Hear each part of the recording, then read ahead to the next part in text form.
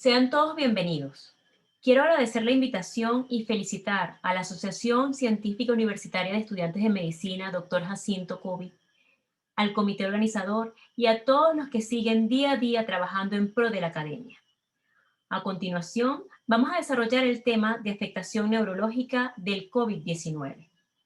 El virus SARS-CoV-2 tiene un potencial neuroinvasivo, el cual ha sido reconocido desde el inicio de la pandemia. La presencia de receptores de la enzima de angiotensina 2 en encéfalo y médula espinal dan pie a este proceso. Es por ello que nos preguntamos, ¿qué vías utiliza el virus SARS-CoV-2 para generar neuroinfección? ¿Cuáles son las manifestaciones neurológicas? ¿Qué día se pone de manifiesto la clínica neurológica?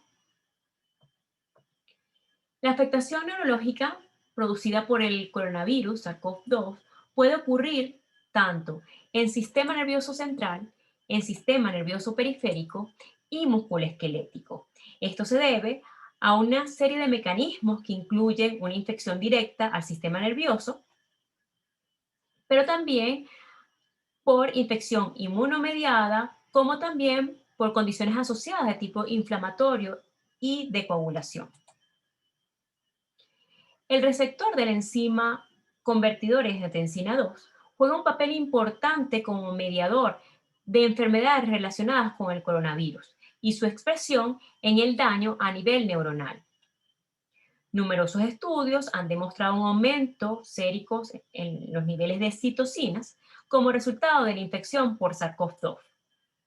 De allí, la sobreproducción y la toxicidad relevante en la lesión neuronal de este virus, dando un efecto neurotrópico y vasculotrópico. Como sabemos, los coronavirus son virus RNA de gran tamaño, con envoltura. En la superficie externa hay proyecciones que son amplias, espaciadas, que nos dan la proyección de una corona solar. Las proteínas estructurales que comprende son la proteína de nucleocápside, proteínas de membrana, proteínas de espigas y algunos contienen glucoproteína. Sin embargo, todos los estudios realizados han confirmado que a nivel de esta envoltura viral sobresalen de la superficie las denominadas proteína S, siendo el principal determinante del tropismo celular y patogeneidad del virus. La proteína S media la entrada del SARS-CoV-2 en las células a través de la interacción de los receptores celulares, específicos como es la enzima convertidora de angiotensina 2. De estos receptores también se expresan a nivel de las neuronas del sistema nervioso central, en células gliales y endoteliales.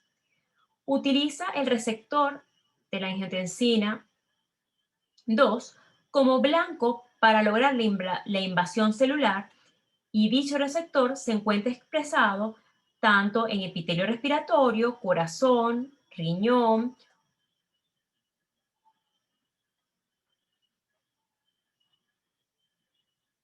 y cerebro.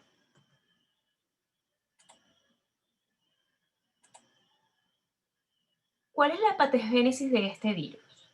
Existen dos vías de invasión al sistema nervioso central, las cuales se han propuesto, que es la hematógena y la diseminación axonal retrógrada. En la diseminación por vía hematógena, después que el paciente ha logrado una viremia, esta atraviesa la barrera hematoencefálica a través de penetración directa, pero también puede ser a través de las células en la sangre secuestrados dentro de ellas, como son los macrófagos. Además, también pueden infectar las células mieloides periféricas durante las infecciones respiratorias. Y estos leucocitos infectados pueden servir como reservorio para la invasión al sistema nervioso central. Por otro lado, también se ha conocido que pueden penetrar directamente al cerebro, causando inflamación meningia y daño de la integridad de la barrera hematoencefálica a través de la liberación de mediadores inflamatorios. La otra vía es la entrada del SARS-CoV-2 en el sistema nervioso central a través de las células neuronas sensoriales olfativas. El virus ingresando por este bulbo olfatorio, luego de la inoculación nasal o a través de las terminaciones nerviosas, periféricas, sensitivas o motoras, utilizando el transporte retrógrado. Las diferentes investigaciones hablan de que este tipo de células neuronales presentes en el epitelio olfatorio expresan receptores de la enzima convertidora de angiotensina 2, lo cual podría facilitar su unión, replicación y acumulación del SARS-CoV-2. Una vez que este virus invade al sistema nervioso central, se activa la línea de las microglías, generando la neuropatología y se considera un marcador de lesión cerebral e inflamación como daño secundario. Asimismo, puede haber infección del núcleo del tracto solidario por SARS-CoV-2 a través del trigémino o la interacción de la proteína en diversos receptores de la enzima convertidora de angiotensina 2 y que pueden facilitar el daño a nivel cerebral. Cuando un paciente se infecta por el virus SARS-CoV-2, puede presentar diversidad de síntomas que van desde respiratorio leve hasta fallo multiorgánico, siendo una respuesta sistémica debido a la patogenia del virus. Se han reportado síntomas o complicaciones neurológicas diversas. En esta ocasión vamos a clasificarla en tres grandes grupos. En sistema nervioso central, donde se han reportado encefalitis, meningitis, encefalopatías, enfermedad cerebrovascular, encefalomielitis aguda diseminada, encefalopatía posterior reversible y mielitis. En el sistema nervioso periférico se encuentra el síndrome de Guillain-Barré y sus variantes, neuropatías aisladas, múltiples, anosmias, disosmia, ageusia o digeusia. Y en el músculo esquelético se encuentra la miositis aguda, rhabdomiólisis o miopatía del paciente crítico.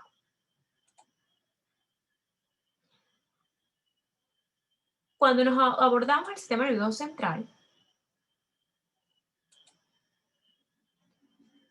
vamos a explicar qué vamos a encontrar en cuanto a la clínica, entre los paraclínicos, la patogenia y el tratamiento, de acuerdo a estas complicaciones neurológicas, para luego hacer una revisión de los casos publicados. Tenemos entonces que cuando un paciente tiene una encefalopatía, a nivel clínico va a presentar alteraciones del estado de conciencia. ¿Qué vamos a encontrar a nivel de paraclínicos? Puede ser que la resonancia no tenga un patrón específico o simplemente esté normal.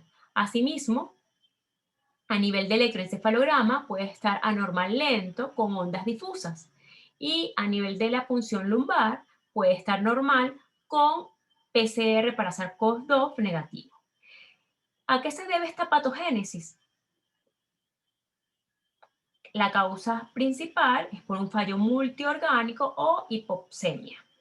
El tratamiento va a depender de acuerdo a la sintomatología clínica que presenta el paciente. Tenemos una encefalitis viral.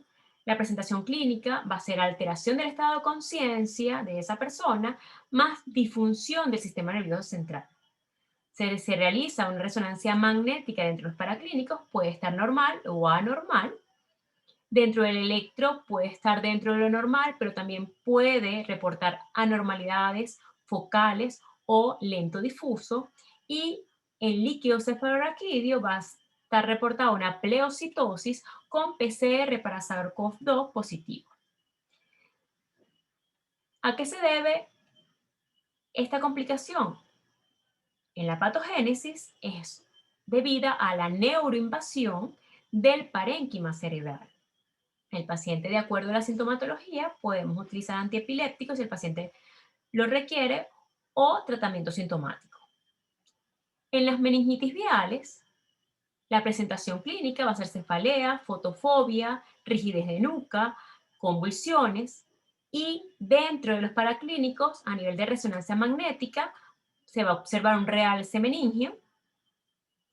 En la pele vamos a tener pleocitosis, hipoglucorraquia, y la PCR para SARS-CoV-2, el líquido cefalorraquídeo, suele estar positiva. ¿A qué se debe esto? A una invasión subaracnoidea. De acuerdo a la sintomatología que presenta el paciente, se va a tratar. En cuanto a los accidentes cerebrovasculares, va a ser dependiendo, pueden ser isquémicos o hemorrágicos, y el paciente puede presentar déficit focal, sensitivo motor y alteraciones de la conciencia, que se va a reportar a nivel de imagen, de acuerdo si es una lesión isquémica o hemorrágica y si hay aumentos de marcadores inflamatorios. En la PCR, el líquido cefalorraquídeo puede estar positivo o negativo. Y esto básicamente se debe a coagulopatías o hipopsia. Es importante el tratamiento de acuerdo al diagnóstico específico, porque su canalización va a ser diferente. En la encefalomielitis aguda diseminada, el paciente va a reportar cefalea, alteración del estado de conciencia y conducta, que es muy característico de esta patología, y puede estar presente también convulsiones. ¿Qué es lo que nos va a identificar? Es la resonancia o los estudios de imagen, donde va a haber lesiones hiperintensas, tumefactivas, diseminadas. En la punción lumbar puede estar normal o puede haber una pleocitosis. Y la PCR para SARS-CoV puede estar positivo o puede estar negativo. Esto se debe básicamente a infecciones o postinfecciosas característico inmunomediado. El tratamiento está a base de esteroides a altas dosis, como metilprednisolona, a 30 miligramos kilogramo día por 5 días, dexametasona o inmunoglobulinas, inclusive plasmaférexis a algunos pacientes. Y la encefalopatía posterior reversible es una cefalea con alteración de la conciencia, puede haber convulsiones, pero la resonancia es característica de lesiones difusas a predominio de sustancia blanca y posterior. La patogénesis puede ser multifactorial como respuesta inflamatoria y es característico en aquellos pacientes por hipertensión arterial o medicamentosa. El tratamiento también se da a base de esteroides, antihipertensivos y antiepilépticos de acuerdo a la causa del paciente. Cuando nos presentamos o damos una revisión de todos los casos publicados o lo que se ha reportado, tenemos que han reportado encefalitis y meningitis, conociendo la patología del SARS-CoV-2 a nivel de neuroinvasión y neurovirulencia, está dado estas manifestaciones. En este caso vamos a reportar 3 pacientes que han sido por reporte de casos, el primero una meningitis, el segundo una romboencefalitis y el tercero una encefalitis viral, donde básicamente en los hallazgos clínicos pues, hubo cefalea, fiebre y crisis motoras con alteración de la conciencia para el primer paciente y para el segundo paciente diplopía, ataxia, alteraciones de la sensibilidad, desviación de la lengua hacia la derecha, nixtasmo, disfunción aguda del tronco encefálico. El tercero no se reportó hallazgos clínicos. Dentro de los paraclínicos tenemos que el primero salió negativo en nasofaringio, pero PCR para SARS-CoV, para líquido cefalorraquídeo, fue positivo. En la resonancia magnética se evidenciaron hiperintensidad periventricular y cambios de señal hiperintensos en el lóbulo temporal.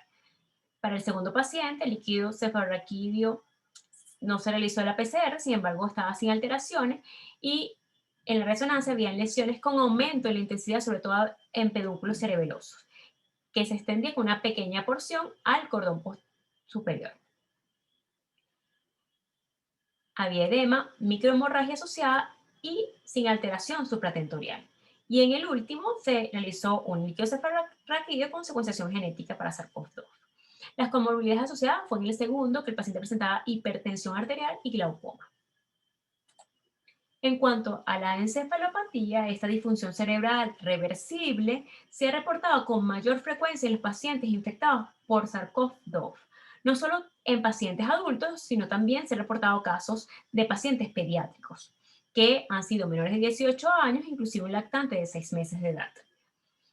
Los tipos de estudios han sido reporte de casos y los hallazgos básicamente es la alteración de la conciencia, encefalopatías, pero también han presentado síntomas focales.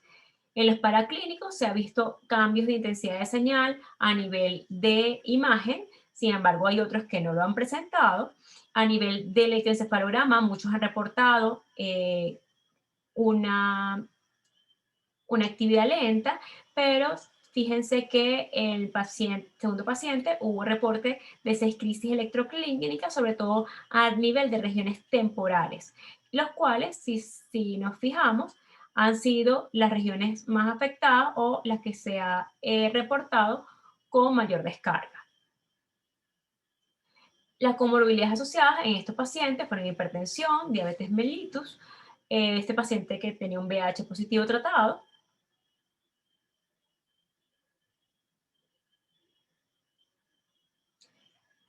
otros pacientes con hipertensión endocraniana, enfermedad cerebrovascular, isquémicas transitorias, y el tratamiento estuvo a base de inmunoglobulinas y esteroides. En las enfermedades cerebrovasculares, donde puede haber hemorragia cerebral, trombosis venosa profunda, enfermedad cerebrovascular, se ha reportado en adultos, especialmente a aquellos con comorbilidad, como es hipertensión arterial, dislipidemias, enfermedades cardiovasculares y las formas graves del virus. Acá se presentan por serie de casos pacientes, sobre todo adultos, donde los hallazgos clínicos, si observamos, fueron alteración de la conciencia, pero sobre todo sintomatología focal. En el reporte de caso de China hubo 4 pacientes que fallecieron. Básicamente los que estaban más comprometidos en cuanto a la comorbilidad. La PCR para ellos fue positiva en casi todos los casos reportados y la tomografía hubo cambios a nivel focal de acuerdo a la sintomatología que presentaban y a la afectación del territorio vascular. La comorbilidad estuvo dada por hipertensión arterial, como ya lo dijimos, dislipidemias, diabetes mellitus, enfermedad cerebrovascular anterior, fumadores, cáncer y con infartos al miocardio. De acuerdo a la sintomatología que presentaron y al diagnóstico de isquémico o hemorrágico, fueron tratados estos pacientes. Inclusive uno de ellos hubo necesidad de realizar una hemicraniectomía para colocación de stent.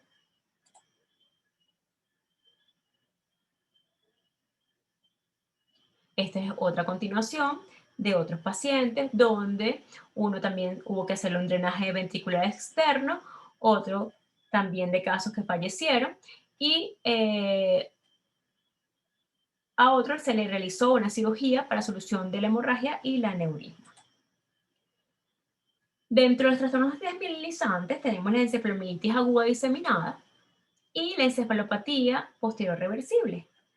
Se han reportado cuadros encefalopáticos asociados a cambios en la neuroimagen con predominio de sustancia blanca, asociados a respuesta inflamatoria, inmunomoduladora, a la respuesta de fármaco o a la hipertensión arterial. Acá se encuentran casos, la mayoría de ellos adultos, donde se presenta una encefalomielitis aguda diseminada y una encefalopatía posterior reversible, el cual los hallazgos clínicos fueron convulsiones, agitación, alteración del estado de conciencia, cefalea, disartria, debilidad facial, fluctuaciones de la tensión arterial asociada a este riesgo de encefalopatía posterior reversible. Y dentro de los paraclínicos se evidenció las alteraciones de lesiones desmielinizantes a nivel de resonancia magnética cerebral para estos pacientes y de acuerdo a la distribución de las mismas se orientó el diagnóstico de ellos. La comorbilidad de estos pacientes, uno tenía un aneurisma y el otro con hipertensión arterial, obesidad, dislipidemia y diabetes mellitus. El tratamiento para ellos se utilizó esteroides, inmunoglobulinas, dexametasona y a estos dos recibieron antiepilépticos debido a que presentaron en su clínica convulsiones. La mielitis se han reportado sobre todo pacientes adultos asociada a la infección por SARS-CoV-2 y si evidenciamos el intervalo de tiempo de inicio de infección a la clínica, varía entre los 2 a 15 días. Estas han cursado con déficit motor, sensitivo y disfunción esfinteriana.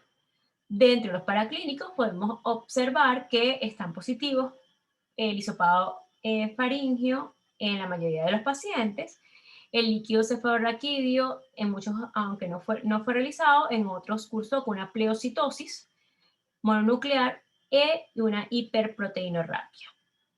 En la resonancia magnética se evidenció que habían estado normales, sin embargo, otros han reportado hiperintensidad difusa en región medular y edema medular cervical. El tratamiento para estos pacientes estuvo dado por dexametasona, metilprednisolona, plasmaféresis y otro no estuvo reportado. En el sistema nervioso periférico se han revisado varios artículos en los cuales se han encontrado varios casos con síndrome de Guillain-Barré y sus variantes. Acá vamos a presentar un reporte de una serie de casos, un total de 15 pacientes adultos, de los cuales 11 de ellos presentaron poliradiculoneuropatía aguda y 4 de ellos variantes de Miller-Fisher. Todos los pacientes presentaron manifestaciones inherentes a la infección por SARS-CoV-2 y el intervalo de tiempo estuvo distribuido entre 5 a 23 días antes del inicio de la clínica neurológica. En la clínica estuvo dada por déficit motor en todos los pacientes. 5 de ellos presentaron compromiso facial, 2 con síntomas vulvares como disfagia y 1 con disautonomía. La determinación de PCR del hisopado faríngeo estuvo positiva en la mayoría de los pacientes. A nivel de las punciones lumbares se evidenció la disociación albúmina citológica en 11 pacientes y la determinación de la PCR se realizó en 7 casos. Todos los resultados negativos. La electromiografía de estos pacientes de 11 fueron reportados 9 con desmielinización y 2 axonal. De igual manera, se realizó la determinación de anticuerpos antigangliosidos en 6 pacientes y se reportó en uno en paciente con síndrome de Miller-Fisher. Todos los pacientes se indicó inmunoglobulina y adicionalmente en 2 de ellos plasmaféresis.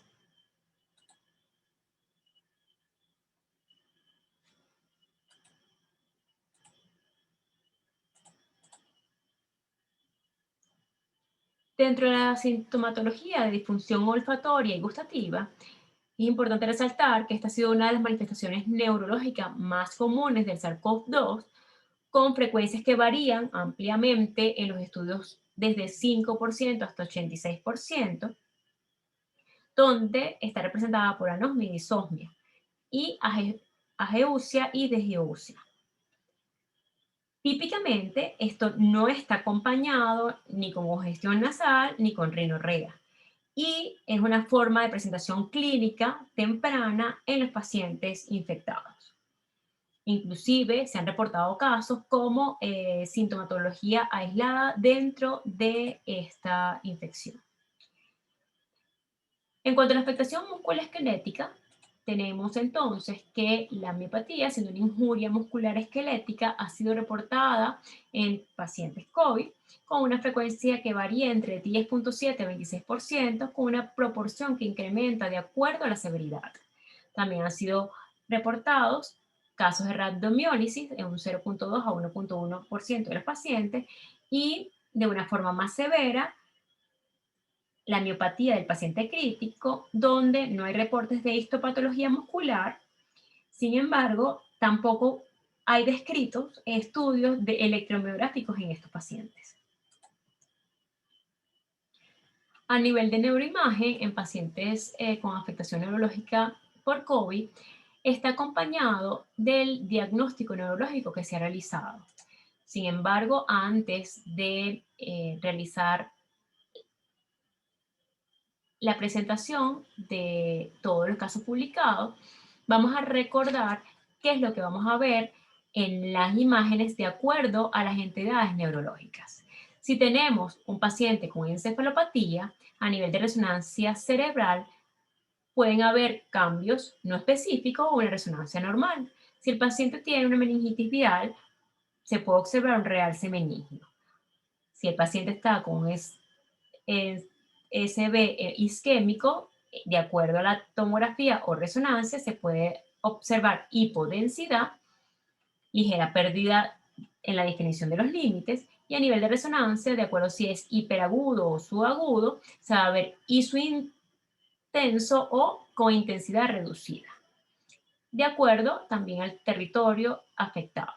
Y si es hemorrágico, si es un ataque de cráneo, si es hiperagudo, agudo, va a haber una densidad elevada, y más tardío va a ser isodenso. Y en la resonancia, si es hiperagudo, va a haber una intensidad reducida, a nivel de T2 va a ser elevada, en su agudo P2 la intensidad en T1 va a ser elevada, y en tardío la intensidad también va a ser elevada. En las encefalomielitis aguda diseminada es muy característico las lesiones pequeñas, tumefactivas, hiperintensas sobre todo en T2 y FLAIR, e hipointensas en T1. Características en sustancia blanca. En la tomografía podemos ver estas imágenes pero hipodensas. Y en encefalopatía posterior reversible, a nivel de resonancia magnética cerebral, van a ser estas lesiones también hiperintensas en T2 y FLAIR, pero recuerden que lo hemos dicho anteriormente, esta encefalopatía va a afectar sobre todo la región occipito-parietal. En estos casos que observamos acá, un paciente de 53 años con SB isquémico, podemos ver todo el territorio afectado en esta imagen, y un paciente con SB hemorrágico, donde se ve la afectación hiperintensa acá en esta imagen. Este paciente tenía antecedentes de hipertensión arterial y diabetes mellitus. Acá observamos una paciente femenina de 13 años con una trombosis venosa profunda, donde observamos acá la lesión y la alteración en este nivel. Este paciente que se encuentra abajo, podemos observar las imágenes hiperintensas en sustancia blanca y que afecta a la región posterior. Y este es un paciente con encefalopatía necrotizante aguda, donde básicamente se afecta y vemos estas imágenes hiperintensas a nivel de ganglios basales, sobre todo tálamo, y en región temporal bilateral. Este es otro paciente con COVID-19 donde se asocia una encefalomielitis aguda diseminada, como recordamos, habíamos descrito estas imágenes hiperintensas, tumefactivas, pequeñas, difusas, sobre todo distribuidas en sustancia blanca. Y esto es una serie de casos radiológicos de pacientes pediátricos con imágenes no específicas, donde podemos observar un realce periventricular, imágenes hiperintensas en sustancia blanca, no asociadas a cuadros específicos neurológicos. Dentro de las patologías neurológicas durante la pandemia, es importante especificar qué padece el paciente. Entre las enfermedades neuromusculares se recomienda que estos pacientes sigan recibiendo su tratamiento con esteroides e inmunosupresores. Sin embargo, en caso de adquirir el COVID-19, si los síntomas son leves, es posible que requieran un aumento de dosis, pero si son muy severos, se debe considerar la suspensión temporal de la inmunosupresión. Igualmente, los trastornos del espectro de neuromielitis óptica, en ausencia de COVID, se ha sugerido no suspender, pero si este paciente tiene la presencia de síntomas eh, graves, se debe suspender temporalmente también el tratamiento. En cuanto a migrañas y otras cefaleas, no hay evidencia científica actual en cuanto al empleo de antiinflamatorios no esteroideos. En los pacientes con esclerosis múltiple y COVID-19, se tiene, de acuerdo al fármaco, el inicio del tratamiento y la continuación de los mismos, o si no, postergar de acuerdo a los efectos que pueda presentar el paciente para disminución del riesgo a COVID. Si este paciente tiene la patología de base, una epilepsia, debemos considerar qué tratamiento está utilizando y qué tratamiento se le va a indicar, porque este puede interferir en la interacción con los fármacos antiepilépticos. ¿Qué secuelas se han evidenciado? Por el corto tiempo que ha transcurrido desde el inicio de la pandemia, tal vez no conozcamos con exactitud cuáles son las secuelas que pueden producir a nivel neurológico del COVID. Sin embargo, potenciales efectos de esta respuesta hiperinflamatoria sistémica y de hipoxia prolongada, se han visto alteraciones en las habilidades cognitivas como atención, memoria, velocidad de procesamiento de estos pacientes afectados. Asimismo, se han reportado alteraciones neuropsiquiátricas como cambios de humor, psicosis, alteraciones sensorio-motoras y del comportamiento, que pueden estar presentes tanto en la etapa aguda, pero pueden continuar inclusive semanas o meses posterior. Concluyendo así que la infección por SARS-CoV-2 puede provocar signos y síntomas neurológicos a través de diferentes mecanismos, ya sea directo, inmunomediado, trasináptico, hematógeno, entre otros, y que estas manifestaciones neurológicas pueden ser diversas, por lo cual se debe sospechar ante una posible infección por SARS-CoV-2, que puede ocurrir desde un inicio temprano o durante el curso de la enfermedad. Recordando también que la enzima convertidora de angiotensina 2 fue identificado como el receptor funcional para SARS-CoV-2 y que está presente en múltiples tejidos humanos, inclusive en el sistema nervioso y musculoesquelético, lo que sugiere su potencial neuroinvasivo sistémico del SARS-CoV-2. El seguimiento longitudinal de estos pacientes se debe realizar, ya que han sido infectados por SARS-CoV-2. Esto debe incluir una evaluación cuidadosa del sistema nervioso con el fin de evaluar el posible desarrollo de complicaciones tardías y secuelas. Gracias.